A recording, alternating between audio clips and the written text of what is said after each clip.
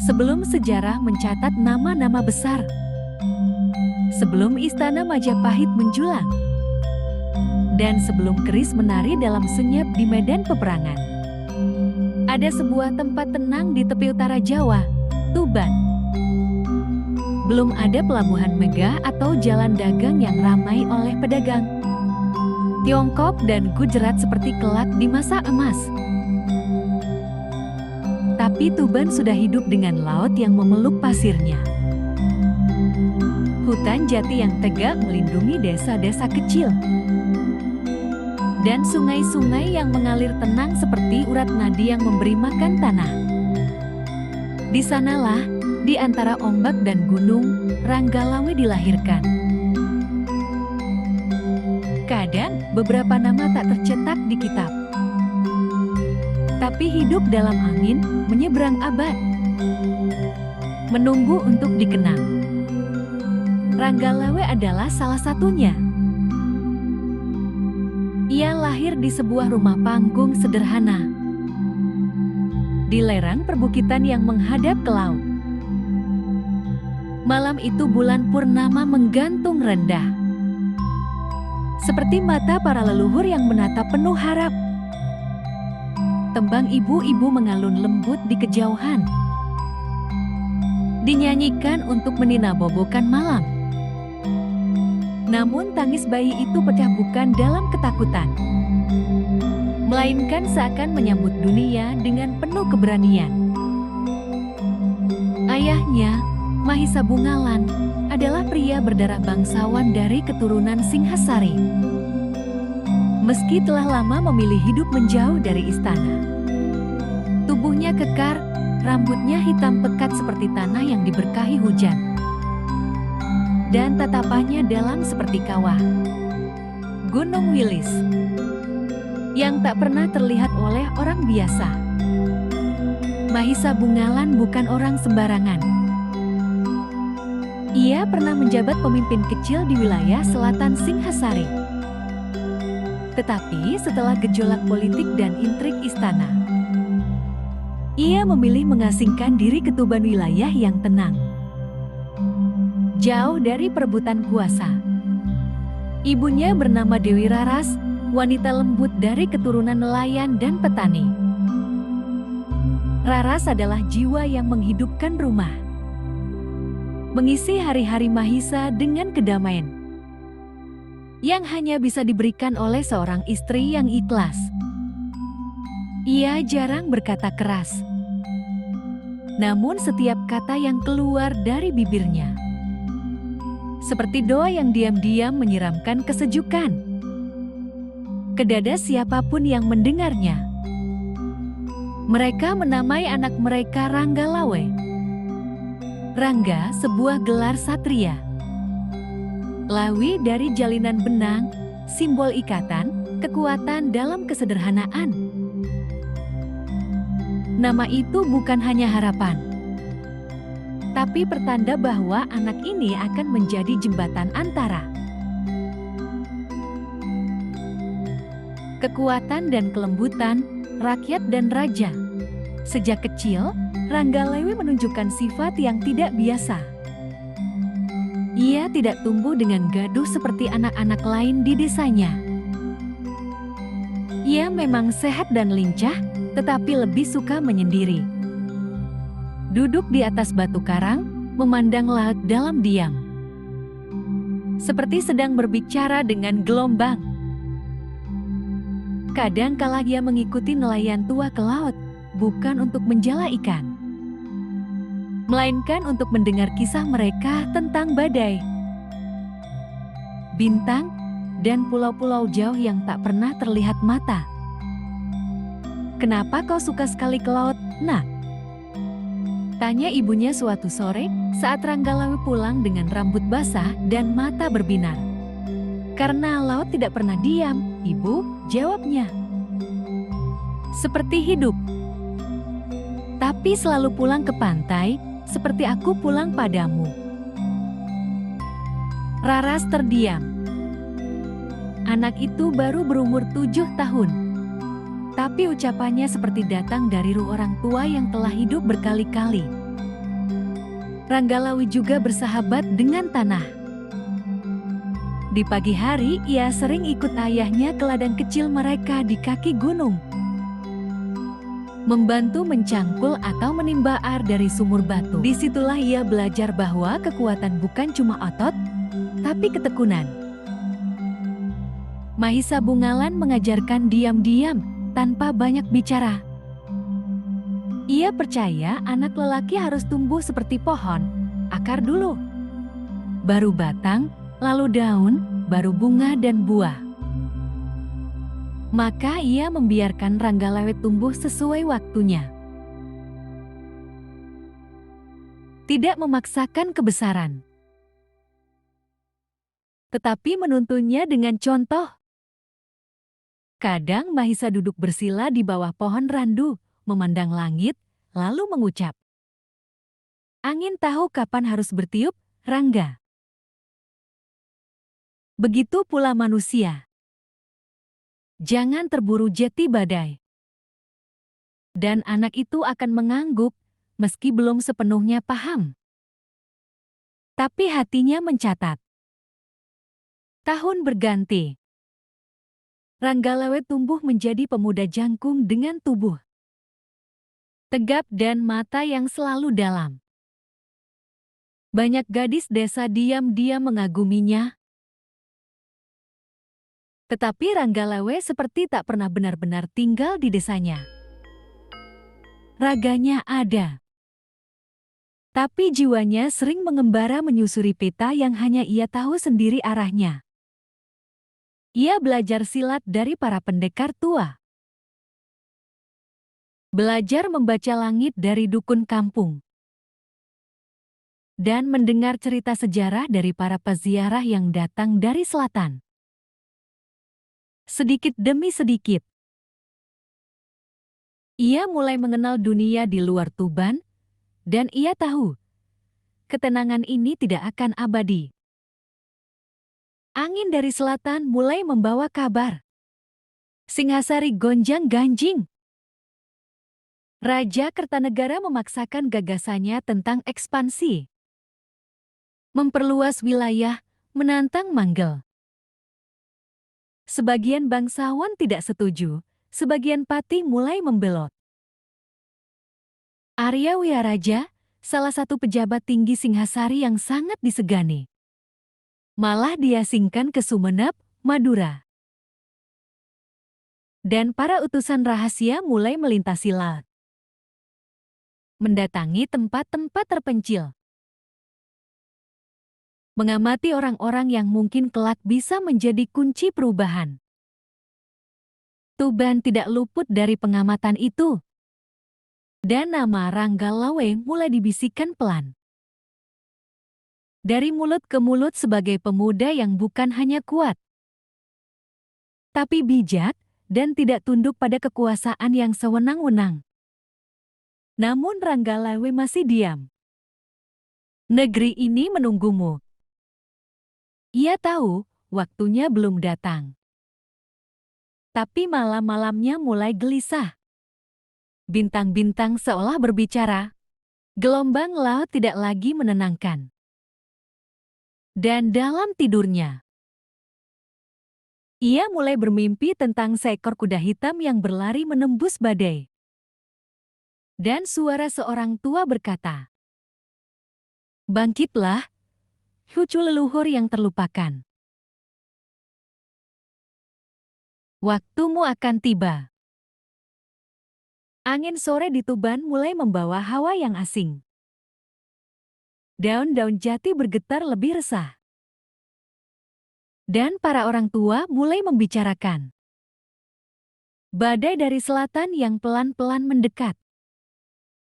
Hari-harinya yang dulu damai kini diisi dengan pertanyaan, untuk apa aku diberi kekuatan? Untuk apa aku paham arah bintang dan tajam membaca hati manusia? Pertanyaan-pertanyaan itu datang bukan dari keinginan jati besar, melainkan dari kegelisahan yang tenang tapi dalam seperti sumur tua yang menyimpan pantulan langit.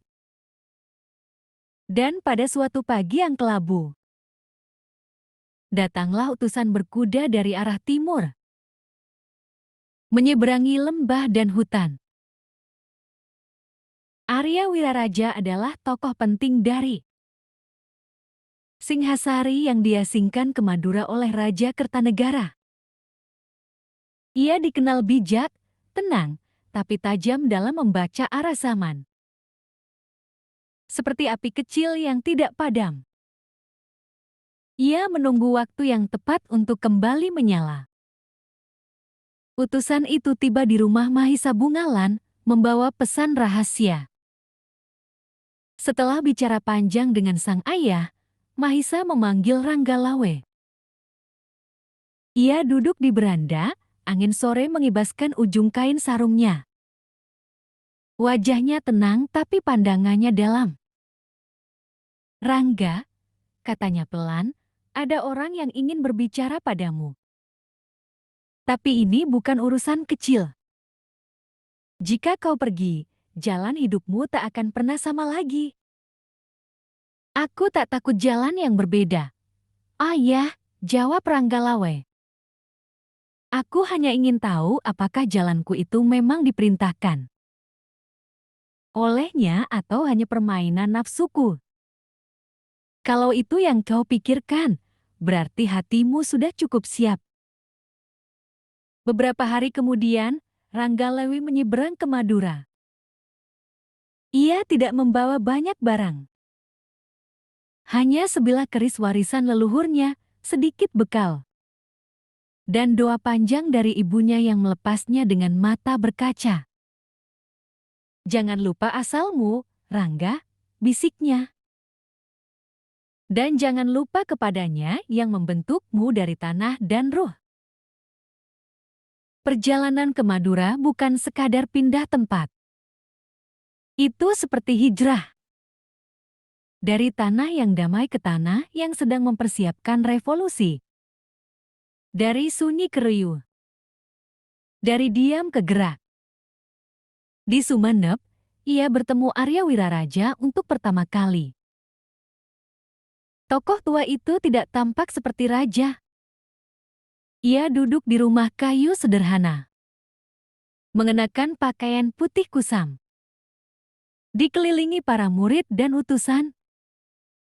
Tapi matanya, ya, matanya seperti bisa melihat ke dalam jiwa siapapun yang duduk di hadapannya. "Engkau Ranggalawe?" tanyanya sambil menyeruput teh. "Anak Mahisa Bungalan dari Tuban." Ranggalawe mengangguk hormat. "Ya, Gusti, aku datang bukan karena ingin kuasa, tapi karena merasa waktuku untuk diam sudah lewat." Arya Wiraraja tersenyum tipis. "Bagus, banyak orang datang kepadaku dengan wajah ingin menjadi besar. Tapi mereka lupa, siapa yang Allah besarkan, biasanya juga Ia uji lebih berat." Mereka bicara panjang malam itu.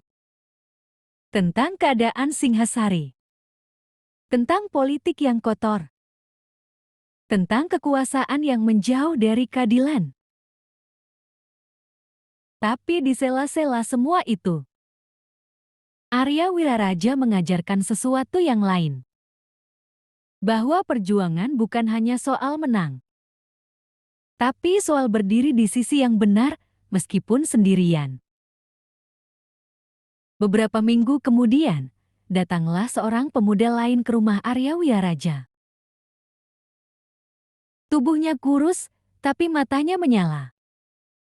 Namanya Raden Wijaya, keturunan langsung dari garis Raja Singhasari. Yang kini menjadi buronan setelah serangan Jayakatwang menggulingkan istana. Pertemuan itu antara Ranggalawe dan Raden Wijaya. Seperti dua aliran sungai yang akhirnya menyatu. Satu membawa keturunan, satu membawa kekuatan rakyat.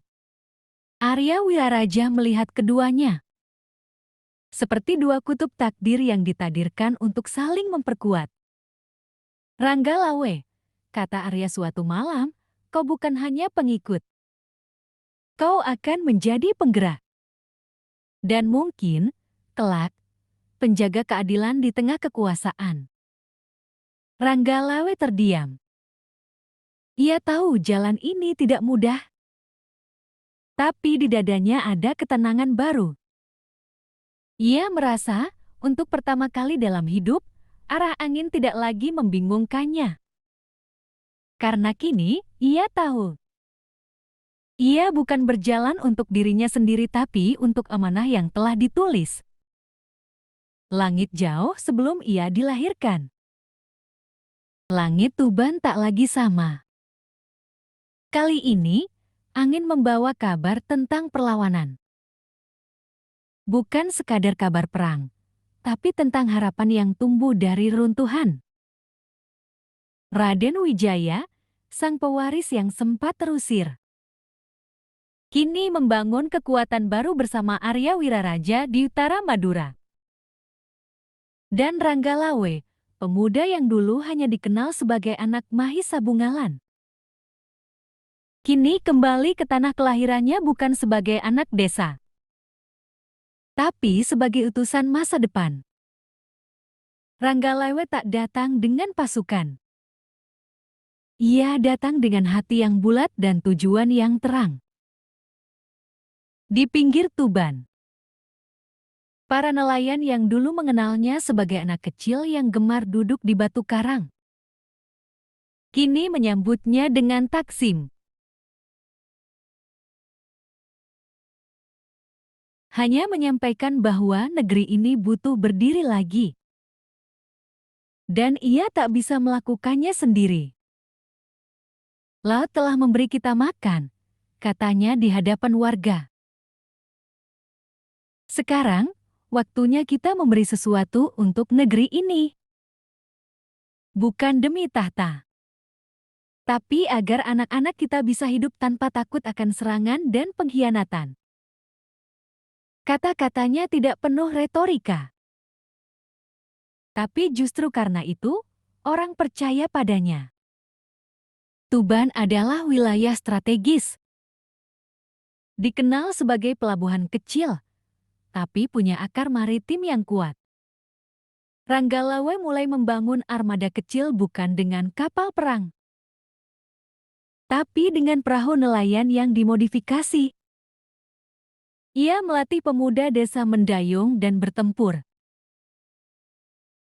Ia menyusun rute dagang agar Tuban tetap hidup secara ekonomi sambil diam-diam memperkuat jaringan logistik Raden Wijaya. Tapi yang paling penting, Ranggalawe membangun sesuatu yang lebih langka. Daripada pasukan, kepercayaan rakyat. Ia tidak mengambil upeti lebih dari yang seharusnya. Ia hadir di sawah, membantu panen. Ia ikut berlayar bersama nelayan. Ia menyambangi rumah-rumah warga, menyimak keluhan mereka. Bahkan ikut menyalakan api tungku saat hujan deras. Tak lama, para pemuka desa mulai datang dengan sukarela. Bukan untuk menyembah, tapi untuk bergabung. Kalau pemimpin begini, kami rela berperang, kata seorang tua dari pedalaman. Karena kami tahu untuk siapa darah ini tumpah. Di waktu-waktu sepi, Ranggalawe sering duduk sendiri di muara. Ia merenung, bukan tentang kemenangan, tapi tentang batas. Ya Allah, ucapnya dalam diam, jika ini jalanmu, tabahkan hatiku. Tapi jika aku mulai melenceng karena dunia, cukupkan aku sebelum aku jati zalim. Ia sering mengulang doa itu. Karena ia tahu, setiap langkah dalam kekuasaan adalah ujian. Dan ujian yang paling berbahaya bukan ketika kau dilawan, tapi ketika kau diikuti. Di selatan, Raden Wijaya mulai membangun pemukiman baru di daerah yang kelak dinamai Majapahit.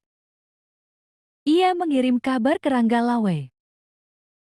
Saudaraku, Tanah ini keras, tapi airnya manis. Aku percaya, dari sini kita bisa menanam kembali negeri yang adil. Aku butuh engkau di sisiku. Dan Ranggalawe menjawab, aku tidak akan meninggalkan laut. Tapi aku akan mengirimkan kapal, tenaga, dan keyakinan. Majapahit harus hidup bukan dari kekuatan semata, tapi dari hati yang tak mau tunduk pada ketidakadilan. Tahun berganti. Tuban menjadi lengan kanan yang kuat. Kapal-kapal dari utara mulai membawa dukungan. Ranggalawe ditunjuk sebagai adipati, penguasa wilayah, oleh Restu Raden Wijaya dan Arya Wiraraja. Tapi gelar itu tidak mengubah dirinya. Ia tetap tinggal di rumah sederhana. Tetap makan dari laut dan ladang. Tetap mencium tangan ibunya setiap pagi. Tapi Rangga sang penjaga karena di mana ada rakyat lemah, di situ ia berdiri. Di mana ada tipu muslihat, di situ ia mengacungkan kebenaran. Namun sejarah bukan jalan lurus. Di balik langit yang jernih, terkadang ada awan yang menyimpan badai. Karena ketika kekuasaan mulai tumbuh, ujian pun datang. Dan bagi Ranggalawe, ujian itu bukan datang dari musuh, tapi dari sahabat sendiri. Tapi itu cerita nanti. Karena untuk saat ini, Tuban berdiri. Dan di tengah gemuruh ombak dan semilir angin jati, seorang pemuda bernama Ranggalawe telah menjadi tiang bagi kebangkitan tanah Jawa. Malam itu sunyi. Angin dari laut tidak membawa dingin seperti biasa. Ia membawa getir. Di balai bambu yang biasa dipakai bermusyawarah, Ranggalawe duduk sendiri. Surat dari Majapahit terbuka di depannya. Tulisan tangan Raden Wijaya. Isinya jelas, jabatan patih. Agung jabatan yang dulu dijanjikan. Untuknya diberikan kepada orang lain. Orang itu bukan siapa-siapa. Bukan saudara seperjuangan. Bukan orang yang berlayar di tengah gelapnya malam. Bukan yang membangun negeri dari lumpur dan darah. Tapi kini duduk paling tinggi di samping raja. Ranggalawe tidak menangis. Tapi jantungnya seperti diiris perlahan.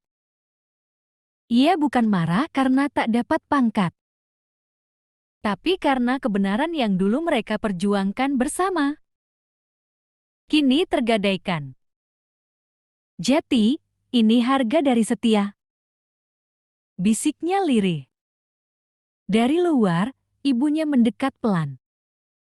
Wanita renta itu melihat mata anaknya redup bukan karena lelah, tapi karena luka yang tidak bisa diobati siapapun. Rangga, katanya lembut, kau kecewa? Anaknya mengangguk. Bukan karena dunia, Ibu, tapi karena aku merasa dibohongi oleh orang yang dulu kupanggil saudara. Raras menyentuh pundaknya. Kalau jalanmu lurus karena Allah, maka biarkan mereka menyimpang. Tapi jika hatimu mulai gelap, pulanglah. Jangan sampai kebenaran yang dulu kau jaga berubah jadi kesombongan yang kau bela. Ranggalawe menunduk. Di dadanya ada badai. Tapi di matanya, air mulai berkaca. Dan malam itu, untuk pertama kalinya sejak bertempur di medan perang, Ranggalawe merasa sendirian. Kabut pagi belum sepenuhnya sirna ketika Ranggalawe berdiri di perbatasan Majapahit. Ia datang bukan dengan pasukan perang, tapi dengan pasukan kebenaran orang-orang. yang percaya bahwa janji bukan sekadar kata, tapi amanah yang kelak akan dihisap oleh Tuhan. Raden Wijaya telah menjadi raja. Majapahit berdiri megah. Tapi di balik kemegahan itu, ada hati yang tersakiti. Ada kawan yang dilupakan. Ada keadilan yang dikalahkan oleh strategi politik dan kepentingan. Ranggalawe tidak ingin memberontak. Ia datang untuk bicara, untuk bertanya. Untuk memeluk kembali jika masih ada ruang. Tapi Majapahit kini tidak mengenalnya sebagai saudara. Ia hanya dipandang sebagai bayangan dari masa lalu yang mengganggu ketenangan kekuasaan. Suruh dia pulang, kata para pejabat di balik dinding istana. Terlalu berbahaya. Jangan beri ruang pada suara lama yang mengganggu kehendak baru. Bungkam dengan hormat kalau bisa. Dan begitulah, pertemuan yang diharapkan jati pelukan, berubah jati pertarungan. Ranggalawe menatap istana dari kejauhan. Di dadanya ada kenangan saat ia dan Raden Wijaya makan singkong bersama di gubuk sempit. Saat mereka menyusun cita-cita membangun negeri tanpa dusta. Tapi sekarang, dinding istana terlalu tinggi untuk dijangkau oleh kenangan. Yang tersisa hanyalah senyap dan perintah diam-diam untuk menghabisinya. Dan akhirnya, pertempuran pun pecah. Bukan pertempuran yang besar. Karena mereka yang bertarung hari itu dulunya pernah makan dari kuali yang sama. Darah tercurah. Tuban menangis. Ranggalawe yang dahulu menolak kekuasaan demi keadilan, kini harus melawan negeri yang ia bantu bangun. Di tengah denting senjata dan debu pertempuran, Ranggalawe berkata pada salah satu sahabatnya, "Aku tidak takut mati. Tapi aku takut negeri ini akan lupa siapa yang dulu membuatnya berdiri." Dan saat tubuhnya mulai melemah, kerisnya tetap tegak. Seakan tak ingin jatuh sebelum kebenaran kembali ditegakkan. Ia tak menyerah. Tapi takdir telah menulis akhirnya. Hari itu, tanah Majapahit merah oleh darah seorang yang pernah menjadi tiang. Kekuatannya sendiri. Tidak semua pejuang dikenang. Tidak semua yang setia duduk di singgasana. Ada yang memilih berdiri di garis batas bukan karena ingin menang, tapi karena tidak sanggup melihat kebenaran diinjak diam-diam. Ranggalawe bukan hanya nama. Ia adalah suara bagi kalian yang pernah dilupakan. Yang pernah disingkirkan meski dulu ikut membangun. Bagi kalian yang pernah memberi sepenuh hati. Jangan sesali kebaikan yang tak dihargai. Jangan cabut keikhlasan hanya karena dunia tak adil. Karena di mata manusia, kau mungkin kalah. Tapi di hadapan Tuhan, kau sedang ditinggikan. Jika Ranggalawe bisa bicara dari balik sejarah, ia mungkin akan berkata, "Aku tidak menyesal berdarah. Yang aku sesali hanya satu, terlalu percaya pada saudara yang lupa arah." Maka, bagi siapapun yang sedang berjuang hari ini di rumah, di jalanan, dalam doa, dalam diam, ingatlah. Kebenaran tidak selalu menang cepat. Tapi ia tidak pernah mati. Terima kasih telah menyaksikan kisah Ranggalawe, sosok pahlawan gagah berani dari tanah Jawa. Jika kamu suka dengan video ini, jangan lupa untuk like, share, dan subscribe agar tidak ketinggalan kisah sejarah Nusantara lainnya. Sampai jumpa di video berikutnya.